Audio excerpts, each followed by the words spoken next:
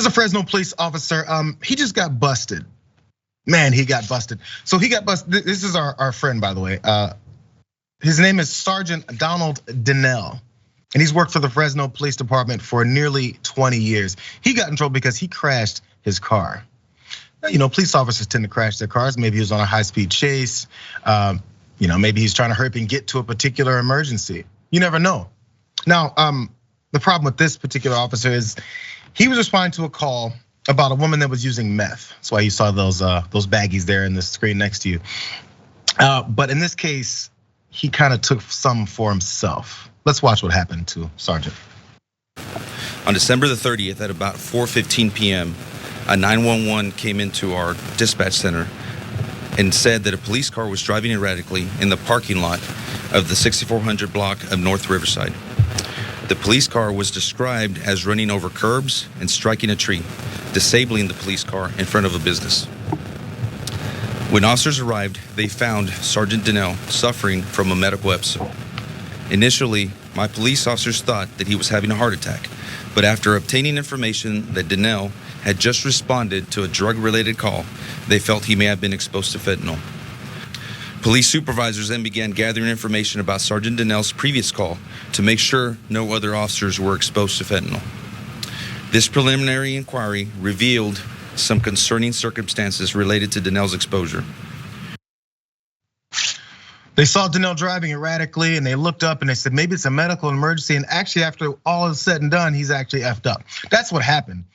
That was the shortened version of what that particular officer was saying. But here's the details of how this happened. Dinnell, he said he found a woman who had used meth and then by force or fear, took the drugs from the woman before ingesting them, is what the police chief said. Balderrama said Dinnell did not write a report about this initial incident, and his body-worn camera did not provide footage. I guess that wasn't very helpful for him to wear that. This is what first made me suspicious, is what the police chief said. There should have been, of course, body cam footage showing up to show exactly what happened. So Dinnell also told officers that he planned to get rid of the drugs in a porta potty, but there was blood testing that did show that the amount he ingested was definitely intentional. More details. Because blood testing at the hospital did point out that he had meth and fentanyl in the system, and toxicologists told police Dinnell that had ingested way too much fentanyl for it to be anything other than intentional use.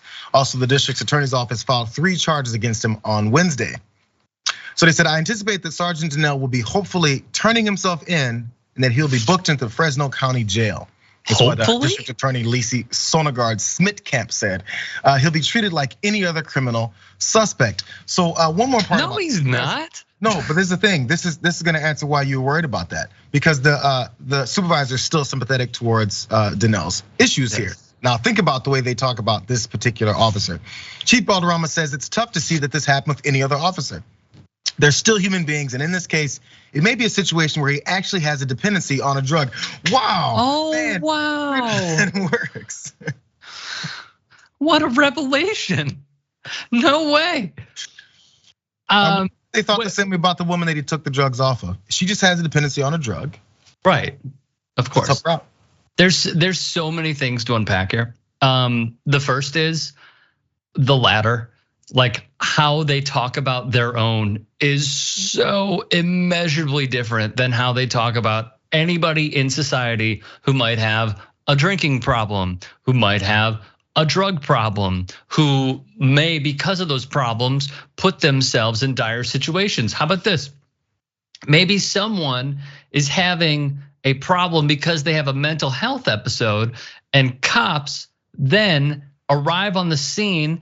And more times than not, the statistics are going up with this, shoot first and ask questions later, because they don't even think that this person may have a problem. So the hypocrisy here is endless.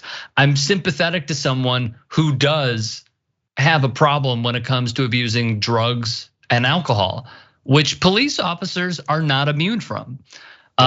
Psychology Today put out a report that says like 10 to 20% of cops, at least that were surveyed, that they found are dependent on drugs to cope with what they see. That's bad, obviously. Yeah. But then the question is, how many of those people who are police officers are then on patrol? Like this guy who was listed here was a supervisor. Meanwhile, he's getting paid administrative leave for being off the police force for roughly 2 months. I believe this happened on January 11th.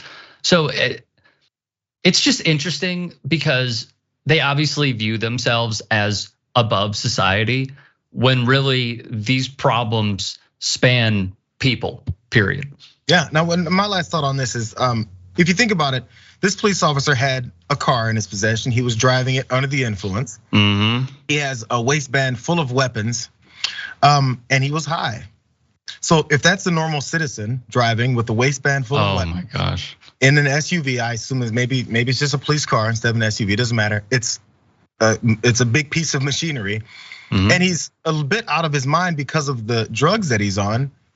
They would approach that person with the utmost care, not for the person, but careful as far as like, this guy is a danger to us. He's got a weapon. He's got a car. He could run into us. He could shoot at us. We don't know because he's zonked out of his mind on drugs. So if he's just a regular human being, like they mentioned, which I agree, I've always said this, police officers are just other people in society. So when we have society who deems certain folks more dangerous than others, police officers are just another member of that society who may believe those things.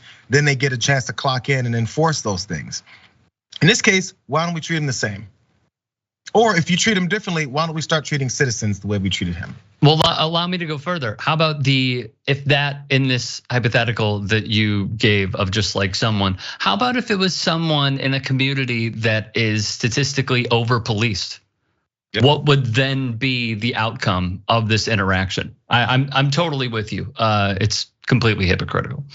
So we'll see what happens with Officer Dinnell. He's in the process of being fired. He's on suspended leave or something right now as they investigate. I think we all know what happened.